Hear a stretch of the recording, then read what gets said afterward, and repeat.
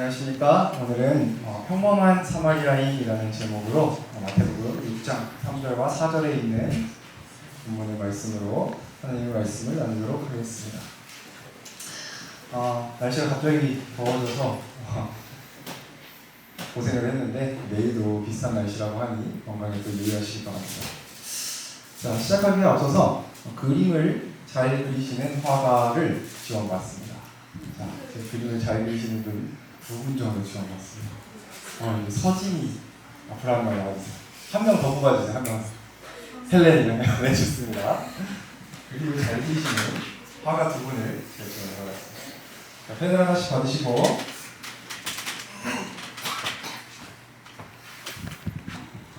자, 이쪽으로 펜을 하나씩 받으시고 두 분이서 상의를 하셔야 돼요. 어떤 것에 대한 상의를 하셔야 되냐? 이 선한 사마리아인 이야기를 통해 그림을 그려주시면 됩니다. 제가 이 앞에서 조금 더 시간을 끌고 있을 테니 3분에서 5분 정도 될 거예요. 그 시간 안에 상의를 하셔서 어떻게 하면 선한 사마리아인 같은 그림 딱 봤을 때 선한 사마리아인이다 할 만한 그림을 같이 그려주시면 되겠습니다. 빨리 시작하세요. 제가 시작할게요. 앞에서 그림을 그리는 동안 제가 선한 사마리아인 같이 상의해서 그리는 거예요. 같이 상의해서 도와서 그리시면 돼요. 선한 사마리아인 이야기 알죠? 헬렌 혹시 지원 또 도와주실 분이 하면 필요하실 것 같은데 헬렌 이야기를 모른다 그래가지고 이야기 아시는 분 한 분만 도와주시면 감사하겠습니다. 서인이 나와서 빨리 도와주세요. 서인이 나와서 빨리 도와주세요. 지우고 있어요. 자, 이야기를 모르는 친구가 있어서 옆에서 도와주세요. 자, 혹시 또 이야기가 모르시는 분이 있을까봐 제가 조금 더 설명해 드리겠습니다. 이 선한 사마리아의 이야기는 누가복음 10장에 나오는 예수님의 비유로 예수님께서 하신 가장 유명한 이야기 중에 하나입니다. 한 유대인이 이 여리고를 향해서 가는 길 와중에 강도를 만나서 모든 것들을 뺏기고 얼려붙게 된 상태로 이 길가에 누워있게 되었습니다. 이 도와달라고 소리를 치는데 목이 갈라져서 목소리도 나오지 않고 죽어가고 있는 이 사람을 제일 먼저 발견했던 제사장이 있었고 두 번째로 발견했던 레위, 마지막으로 발견했던 선한 사마리아인 이렇게 세 사람이 이 사람을 발견했습니다. 그런데 먼저 지나갔던 제사장과 레위인은 이 사람을 못 본 채 하고 지나갔고 이 사마리아인들을 거의 일제시대 때 친일파 보듯이 상종하지 않았던 이 사마리아인이 오히려 쓰러져 있던 유대인을 구출해 준 다음에 구한 것뿐만 아니라 약도 지어주고 여관에 방도 잡아서 내가 다시 돌아올 때까지 치료를 넉넉히 해주시고 만약에 내가 다시 왔을 때 이곳에 밀린 약값이 있다면 내가 그것도 지불할 테니 약도 팍팍 쓰시오 이렇게 이야기를 하는 게 선한 사마리아인의 이야기입니다. 네, 그림 잘 진행되고 있습니다. 자, 아직 좀 더 그림을 그리고 있으니 제 어린 시절 그림과 관련된 이야기를 하나 하겠습니다. 저는 어렸을 때 그림을 굉장히 잘 그렸습니다. 어렸을 때 기억 중 하나가 5살 때 제가 그림을 너무 잘 그려서 부모님이 저를 미술학원에 보내시기 위해 상담을 받으러 갔던 기억이 납니다. 그리고 그 당시에 아버지가 그린 그림을 보고 아빠 이게 그림이에요? 라고 제가 5살인데 비웃었던 기억도 납니다. 그렇게 미술 신동으로 자랄 싹수가 보였던 저는 그 5살 때 가지고 있던 그림 실력이 그대로 27살인 지금에도 유지가 되고 있어서 5살 정도의 그림 실력밖에 안 됩니다. 그림을 잘 그리고 싶은데 이 머릿속에 있는 게 잘 구현이 안 되고 이 입체적으로 그리는 게 어떤 건지 굉장히 어렵거든요. 만약에 제가 잘 그렸으면 여기가 그렸을 텐데 제가 잘 못 그리는 우리 친구들의 도움을 받고 있습니다. 그래서 한때는 천재였을 수 있었던 적이 있었던 분야라 아주 얕은 지식이지만 미술을 좋아하고 또 관심이 있습니다. 현대의 미술들은 너무 추상적이라 좀 어려운 것 같고 예전에 서양 화가들이 그렸던 명화들과 그림들을 조금 더 관심 있게 봅니다. 그래서 대학 때는 교양 수업도 미술과 관련된 것으로 몇 개를 들었습니다. 그러다가 한 가지 알게 된 사실이 있는데 이 옛날의 화가들은 그림 하나를 그릴 때 그냥 이 그림을 얼마나 예쁘게 그릴지에 대해서 생각을 한 게 아니라 특히 성경과 관련된 이야기를 그릴 때는 한 편의 설교를 쓴다는 마음으로 그렸다고 합니다. 왜냐하면 이 당시에 사람들은 교회에 가도 마음대로 성경을 볼 수가 없었던 시절이었기 때문에 이 사람들은 성경의 이야기를 잘 알지도 못하고 또 읽을 수 있게 해줬다 하더라도 글을 잘 읽지 못했기 때문에 이 일반 사람들이 가장 쉽게 성경 말씀을 접할 수 있었던 기회는 그림이었기 때문입니다. 그래서 이 그림 하나를 그릴 때에도 어떻게 하면 성경에 있는 이야기를 가장 잘 녹여서 알 수 있을까? 어떻게 하면 한 편의 그림 딱 한 장으로 설교와 같은 내용을 쓸 수 있을지 많은 고민을 했다고 합니다. 그래서 어느 순간부터 이 성화들을 보기 시작할 땐 이 화가가 어떤 이야기를 이 안에 숨겨놓기 위해 애썼나 고민하고 들여다보는 습관이 가지게 되었습니다. 많이 들리셨는지 모르겠습니다. 어느 정도 어느 정도 나온 것 같아요. 그렇죠? 괜찮아요. 네, 감사합니다. 고생하셨습니다. 자, 굉장히 귀여운 어린 사파에 나올 것 같은 그림의 완성되었습니다. 일단 저보다는 훨씬 잘 그렸습니다. 저는 이렇게 그리려면 1시간 오늘 설교를 다 썼을 겁니다. 혹시 이 그림을 딱 보고 선한 사마리아인 같다라는 생각이 혹시 안 드시는 분 계신가요? 자, 나는 뭔가 다른 제목을 붙이고 싶다. 없으시죠? 저도 이 그림을 보고 선한 사마리아인이라는 제목이 떠오를 것 같습니다. 네, 그렇다면 저보다 잘 그린 이 그림을 역사상 이 그림을 가장 잘 그렸던 사람 중 한 화가의 그림과 한번 비교해 보겠습니다.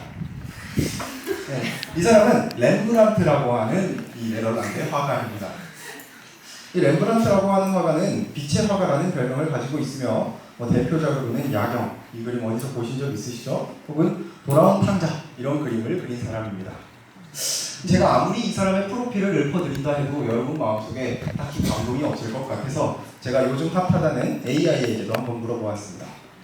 유럽 미술사에서 가장 위대한 화가 10명을 탑10을 선정해줘 이렇게 얘기를 하니 유럽 미술사에서 쫙 얘기를 합니다.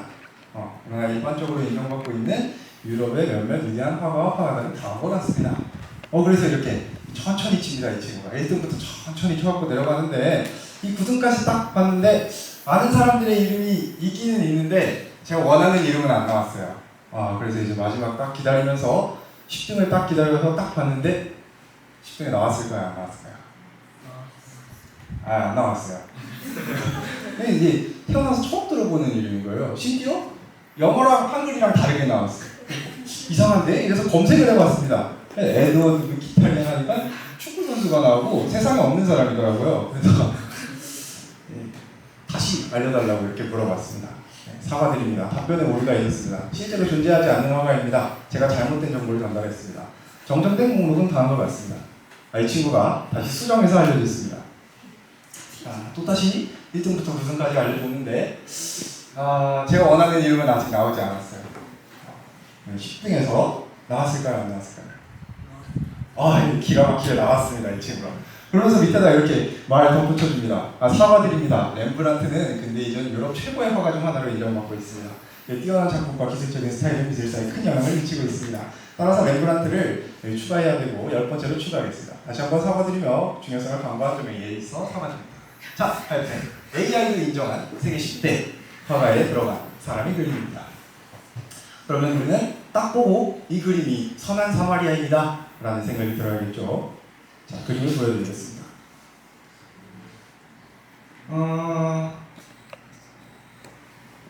그림을 제목이 없이 보았다면 이 그림은 지금 어떤 상황이라고 생각되시나요? 민규 학생, 지금 어떤 장면인 것 같아요? 여관에 들어가는. 여관에 들어가는 장면. 여관에 들어가는 장면을 보여줍니다. 지금 여기서 그린 장면이라면 다른 장면을 그린 것 같죠? 여기서는 어떤 장면을 그렸어요? 강도를 당한 장면을 그렸어요. 그런데 여기서 그린 장면은 강도 당한 사람이 나오지가 않습니다. 여관에 들어가는 장면이 나와요. 이후에 있을 수많은 화가들의 그림에서도 다 강도를 당한 장면과 구출해주는 장면을 보여주는데 그 모든 가장 중요한 순간들이 지나고 정면을 보고 있는 사람도 없으며 뒤에서 그냥 슬쩍 바라본 듯한 배경으로만 그림을 그려놨습니다. 세계사 탑10에 들어가는 가장 위대한 화가가요. 자, 우리 이 그림을 왜 이렇게 렘브란트가 특이한 관점에서 그렸는지 한번 생각해 봐야 될 것이 있습니다. 우선 제가 한 가지 얕은 상식이지만 팁을 하나 드리자면 이 그림을 그릴 때 화가들은 꼭 이런 대칭 구조나 이런 것들이 굉장히 중요하다고 생각합니다. 이 그림에서는 왼쪽 끝에서부터 오른쪽 끝으로 대각선을 그어보시면 중요한 인물들이 거기에 다 포함됩니다. 이런 식으로 말입니다. 대각선 축을 보면 여관 주인이 있고 그 앞에 계산을 하고 있는 사마리아인이 있으며 말을 비스듬히 지나쳐서 맨 끝에 가면 개 한 마리가 보입니다. 자, 이 세 사람이 이 그림의 주인공이라는 이야기입니다. 그러면 이 중요한 그림에서 이 설교와도 같은 그림에서 왜 강아지를 이야기의 결말부에 배치하게 되었을까요? 그런데 심지어 이 강아지가 그냥 강아지가 아닙니다. 저 자세는 제가 잘 압니다. 아침에도 보고 저녁에도 보고 점심에도 보고 하루에 몇 번씩 보거든요. 이 강아지는 지금 볼일을 보고 있습니다. 점점 의아해집니다. 왜 이 그림은 이런 방식으로 사마리아인과 여관 주인 그리고 정작 강제당한 사람은 나오지도 않고 배변하고 있는 강아지의 그림이 여기 나오는지 말입니다.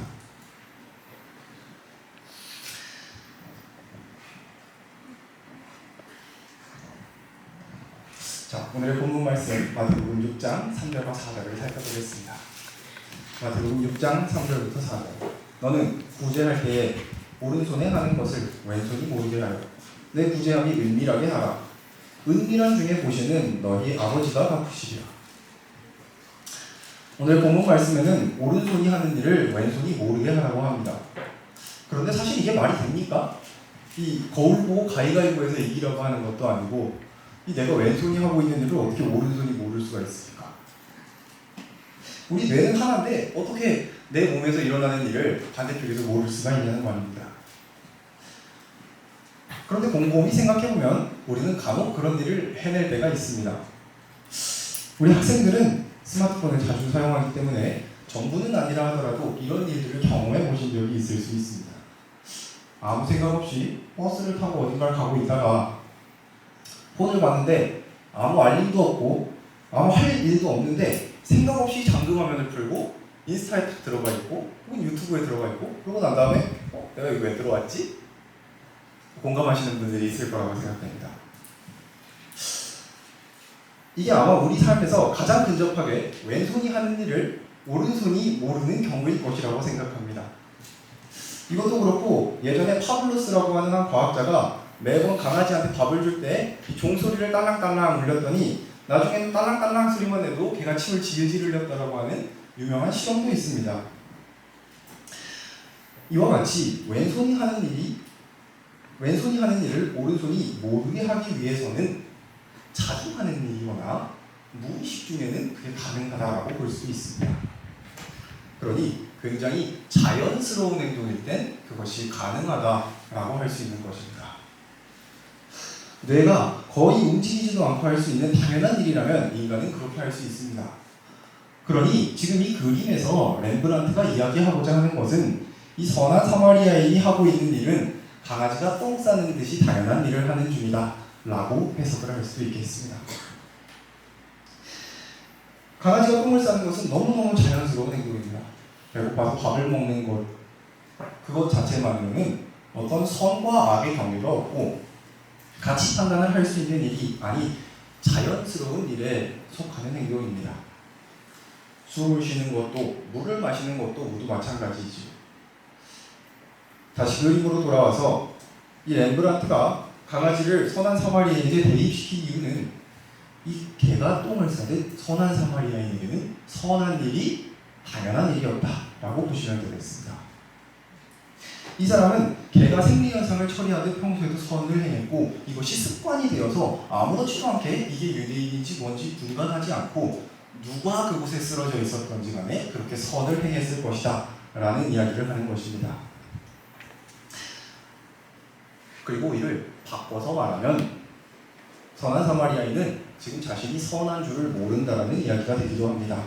내가 마치 핸드폰을 쓰고 있었는지 몰랐다가 깨달았던 것처럼 누가 강아지에게 똥을 싼다고 칭찬해주지 않듯 그가 너무나 자연스러운 일을 하고 있었기 때문에 지금 선을 행하고 있었는지 알지 못하고 있는 상황이라는 것이지요. 어쩌면 이 그림의 제목은 선한 사마리아인이 아니라 평범한 혹은 본인의 상태에 대해 무지한 아니면 그냥 노멀한 사마리아인 정도가 되는 것이 옳을지도 모르겠습니다. 렘브란트는 자신도 선에 대하여 평소에 그런 태도를 가지고 있다는 점을 그림에 드러냅니다. 보이시다시피 수많은 다른 화가들은 다 가장 선한 순간을 캐치해서 그려냅니다. 그러나 렘브란트는 그게 뭔데?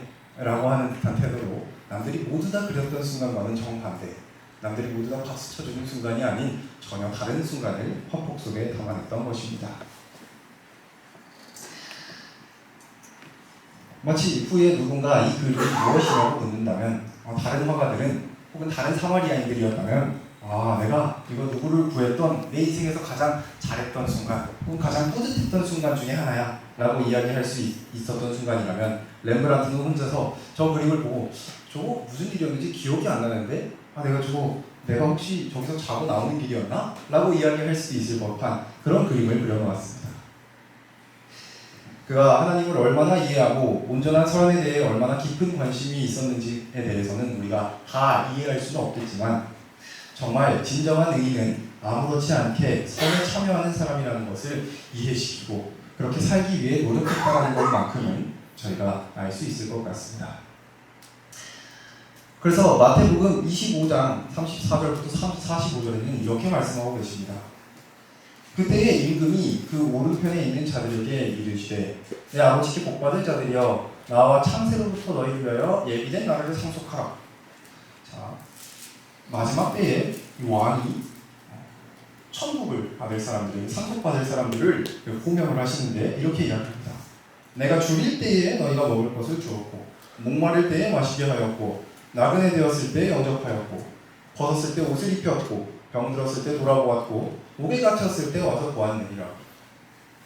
자, 마지막 때에 임금님께서 예수님께서 부르실 때 누가 선한 사람이고 누가 오른편에 있을 사람이고 누가 천국을 소유받을 사람이냐 하면 예수님께서 줄일 때에 주고 목마를 때에 마시게 했던 그런 사람들의 리스트를 지금 호명하고 계신 것입니다. 그런데 정작 이렇게 불렸던 사람들의 반응은 굉장히 특이합니다. 그때에 의로운 사람들이 그에게 대답할 것이다. 주님, 언제 주님께서 배고프신 것을 보고 우리가 음식을 주었습니까? 언제 목마른 것을 보고 마실 것을 주었습니까? 언제 나그네 된 것을 보고 우리가 초대했습니까? 언제 헐벗으신 것을 보고 옷 입혀 주었습니까? 또 언제 감옥에 있는 것을 보고 또 아프신 것을 보고 우리가 찾아왔습니까? 이 마지막 때에 가장 마지막으로 천국을 상속받을 의로운 사람들이 하는 이야기는 주님, 제가 언제 의로웠습니까? 라는 대답을 한다는 것입니다. 이들이 선한 일을 했는지에 대한 인지가 없습니다. 왜냐하면 이것은 당연한 일들을 했기 때문이죠. 그렇기 때문에 이들은 자신의 선을 기억하지는 못합니다. 직후에 나오는 악인들은 이렇게 이야기합니다. 또 왼편에 있는 자들에게 이르시되 저주받을 자들아 나를 떠나 마귀와 그의 사자들을 위하여 예비된 영영한 불에 들어가라. 저희도 대답하여 가로되 주여 우리가 어느 때에 주의 줄이신 것이나 목마르신 것이나 나그네 되신 것이나 벗으신 것이나 병드신 것이나 옥에 갇힌 것을 보고 공양치 아니하더이까. 왼편에 있는 자들, 하나님께서 하나님을 선택하지 않은 자들은 오히려 이야기하기로는 우리가 언제 선하지 않았습니까? 라는 이야기를 합니다. 의는 내가 만드는 것이 아니라 반드시 하늘에서 내려오는 것입니다. 그분이 의롭다 하는 것이 의이지 우리는 의로움을 만들어낼 수가 없습니다. 우리가 마지막 때에 꼭 기억해야 할 것을 내가 선을 기억하고 있다라고 한다면 그것은 아직 내가 악의 편에 있다는 것이고 아직 온전함에 이르지 못했다라고 하는 하나의 지표가 될 수 있다는 뜻입니다. 지난 안식일에 제가 숫자를 세는 것과 세지 않는 것에 대하여 말씀드릴 것을 기억하시는 분들이 계실 것입니다.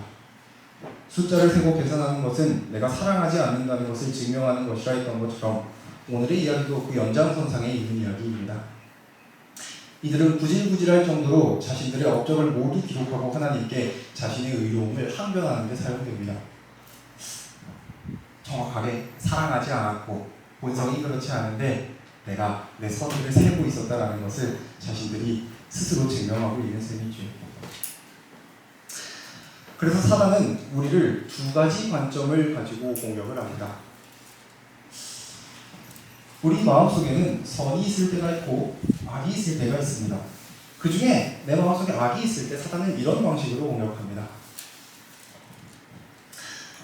내 내면에 집중하지 못하게 하고 대상하게 집중하게 하는 방식으로요. 예를 들어 누군가가 나를 화나게 한다면, 예를 들어서 수빈이가 저를 화나게 한다면 이 수빈이가 저를 화나게 했던 일 자체에 대해서 기억을 하고 이 친구가 과거에 저에게 어떻게 했는지까지 기억을 합니다. 그런데 화가 나 있는 사람들은 절대 하지 않는 질문이 하나 있습니다. 절대 하지 않는 성찰이 하나 있는데 그것은 바로 시선을 돌려 내 안을 보면서 내가 지금 화가 나 있구나 라는 생각을 절대 하지 않습니다. 왜냐하면 사단은 내가 악을 행하고 있을 때는 내면을 보지 못하게 하고 대상을 바라보게 하기 때문입니다. 그래서 이런 예시들이 우리의 삶에는 굉장히 많이 나옵니다. 이번 같은 경우에도 누군가 지갑을 주게 된다면 이것을 가지고, 이 지갑을 가지고, 여기 있는 돈을 가지고 어떤 일들을 하게 될지에 대한 수많은 상상의 나래는 펼치지만 내가 지금 탐심이 있다 라는 생각은 아무도 하지 않는 것입니다. 물론 다 알고 있는 것인데 말이죠. 반대로 내 안에 선이 있을 때에는 이 일이 있도록 하신 하나님이 아니라 내 내면을 보게 합니다. 이 예시대로 원래 나라를 화를 냈어야 되는 상황인데, 반대로 이제 수빈이가 저를 화나게 했는데 화를 냈어야 되는 상황인데 어느 순간 딱 화가 차버렸어요. 내가 언제 이렇게 상황이 됐지? 내가 교육을 열심히 다녔더니 변화가 됐군. 이런 생각이 우리 속에 자연히 들게 된다는 것입니다. 우리가 이때 바라보아야 할 것은 하나님인데 그게 아니라 내 내면에 있는 변화에 집중하게 된다는 것입니다. 그래서 이 문제를 해결하기 위해서는 우리의 선택이 믿음이니 우리가 정반대로 생각하기를 선택하면 됩니다. 내가 선한 일을 행할 때에는 재빨리 하나님을 선택하는 선택을 해야 합니다. 하나님, 저를 통하여 선을 행하여 주시니 감사합니다. 저는 이게 선인지 악인지 다 분간하는 제 본성이 아직 선이 아닌 사람인데 근데 하나님께서 이런 일을 저를 통해 주시니 앞으로도 저를 사용해 주십시오. 이런 기도가 우리에게 나와야 한다는 것입니다. 반대로 내가 악한 일을 하려고 하는 순간에는 재빨리 내 내면을 돌아봐야 합니다. 근데 지금 마음속에 이욕과 울분이 가득 차 있구나. 이 생각을 하게 된다면 이 상태에서 계속 있기로 내가 선택하지 않는 한 생각보다 쉽게 빠져나올 수도 있을 것입니다. 좌우지간 이런 문제들 때문에 사실 사람은 서운한 것입니다. 사람이 서운하다고 하는 것은 사실 내가 다 기억하고 있다라고 하는 것입니다. 내 공로를 다 생각하니 억울하고, 내가 투자한 게 있으니 아쉽고, 내가 이만큼을 보여줬는데 되돌아오지 않으니 억울하고. 그러니 사실 내 마음에 생기는 부정적인 대부분의 감정은 내가 내 공로를 기억하고 있기 때문에 생기는 일일 수도 있습니다. 그래서 예수님께서는 말씀하셔요. 가라사대 진실로 너희에게 이르노니 너희가 돌이켜 어린아이들과 같이 되지 않으면 결단코 천국에 들어가지 못하리라. 어린아이들이 얼마나 순진합니까? 이 세상에서 어린아이들만큼 자신의 물건을 잘 베풀어주는 사람이 어디 있단 말입니까? 자신의 선행을 기억하지 않고 남들의 호의와 도움에 항상 감사할 줄 아는 이 어린아이들이야말로 정말 천국에 근접한 사람들이라고 하나님께서는 말씀하십니다. 조선시대 최고의 천재로 꼽히는 추사 김정희라고 하는 사람이 있었습니다. 어린 시절부터 글을 너무너무 잘 썼어요. 그래서 중국에서 유학까지 갔다 와서 조선 최고의 천재로 글을 잘 쓰는 것만으로도 이 사람은 벼슬을 얻었던 사람입니다. 글을 너무너무 잘 써갖고 이 조선시대 당시에 최초의 자신만의 폰트를 만드는 사람입니다. 추사체라고 해서 자신만의 폰트를 만들었어요. 이 똑똑하던 사람이 생애 직전에 죽기 전에 마지막으로 썼던 글이 있습니다. 자, 퀴즈인데요. 헬렌, 이 네 개 중에 뭐가 조선 최고의 명필이었던 김경희가 쓴 글을 잡아 맞춰주세요. 1번, 2번, 3번, 4번. 몇 번가요? 제일 잘 썼어요. 4번? 네, 4번. 좋습니다. 그런데 정답은 3번입니다. 조선 최고의 글씨입니다, 여러분. 조선 최고의 글씨를 보고 계십니다. 민규 어때요? 도전해볼 하지 않아요? 조선 최고의 글씨 이 정도면? 생각보다 굉장히 투박하고 어리숙한 글씨입니다. 이 서울 봉은사에 있는 현판인데 죽기 직전에 마지막으로 썼던 글씨가 이 글씨라고 합니다.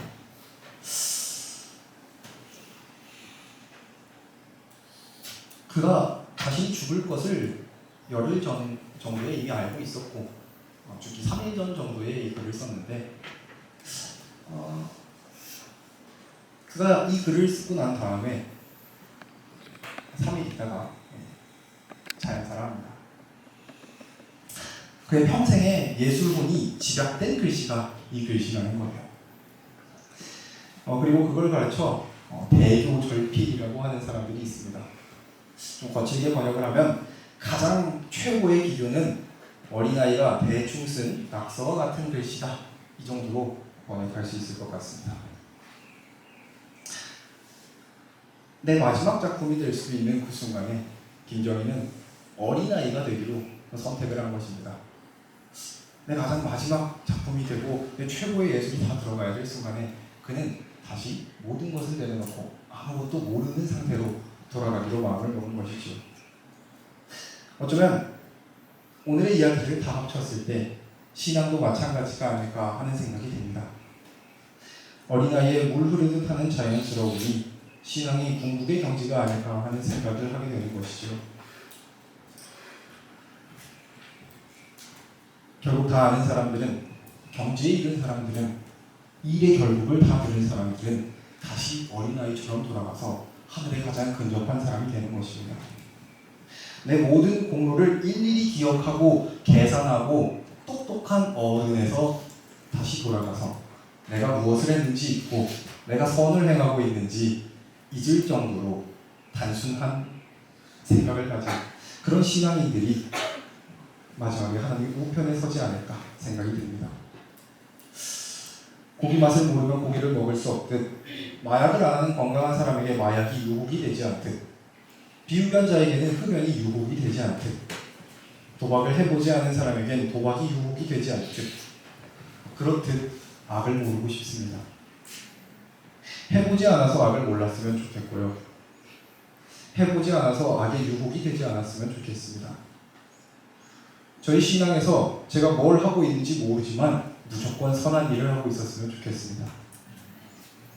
저의 행동과 사상과 말과 철학과 손짓 하나하나가 하나님의 선에 절여져서 내가 무엇을 하든 그리스도의 향기가 나고 그리스도의 품성을 드러내는 사람이면 좋겠습니다. 그리고 오늘 설교의 결론입니다. 정말 감사하게도 화인 여사께서는 그것이 가능하다고 이야기합니다. 마음은 매일의 시험들을 통하여 충실의 습관을 얻고 기호나 쾌락 위의 정의와 의무의 인식을 두도록 훈련되어야 한다. 그렇게 훈련된 마음들은 옳은 것과 그른 것 사이에서 마치 갈대가 흔들리는 것과 같이 요동하지 않을 것이다. 그 대신 그들의 앞에 문제가 제시되는 즉시 그들은 그것에 원칙이 개입된 것을 단변에 식별하고 그 문제에 관해 긴 논쟁 없이 본능적으로 옳은 것을 택한다. 마지막에 밑줄을 친 본능적으로라는 말이 너무너무 마음에 꽂혔습니다. 내가 왼손이 한 일을 오른손이 모르게 본능적으로 선을 불가하고 택한다. 생각만 해도 너무너무 신나는 일입니다. 거룩은 거룩의 훈련으로 말미암아 거룩의 완성에 이릅니다. 우리가 매일매일 여기에 와서 예배를 드리고 매일매일 수업을 듣고 매일매일 기도를 하고 하는 모든 일들이 여러분들에게 헛수고로 돌아가는 일이 아니고 사라지는 일이 아니고 거기에 훈련을 통해 여러분의 본능 속에 각인되고 있다는 것을 기억하시기 바랍니다. 물론 우리가 아무리 이것을 훈련한다고 해도 이것으로 말미암아 내 행위로 말미암아 구원받는 것은 아니지만 그 마음의 방향성을 보시고 예수님께서 부족한 부분들을 정상 참작해 주시는 것들을 그렇게 어린아이와 같아지려고 하는 것들을 우리가 믿음으로써 바라보아야 할 것입니다. 설교를 정리하겠습니다. 태초의 아담은 죄를 몰랐기 때문에 선을 몰랐습니다.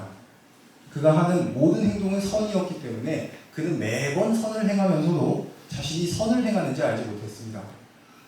그러나 선한 과를 먹으면서 선과 악을 분간하기 시작했고 자신이 선한 일을 했다는 것을 카운트하기 시작합니다. 그때부터 사단은 인간의 DNA 속에 내 몫을 내가 챙기도록 하는 유전자를 심어놓았습니다. 너가 이 정도 했으니까 이 정도는 받아야지. 야, 진짜 너한테 너무한 거 아니냐? 내가 티끌만큼이라도 선해지면 내 공로를 인정받으려고 하고 내가 조금이라도 실수한 게 있으면 반대로 그것들을 덮어버리라고 사단은 우리에게 이야기합니다. 그래서 하나님이 인정해 주시려고 하는데 내가 나를 먼저 인정해 버리니까 이 그림이 상당히 우스워지는 거예요. 그래서 저는 그냥 저의 신앙의 끝에서 하나님과 자연스러워지고 싶습니다.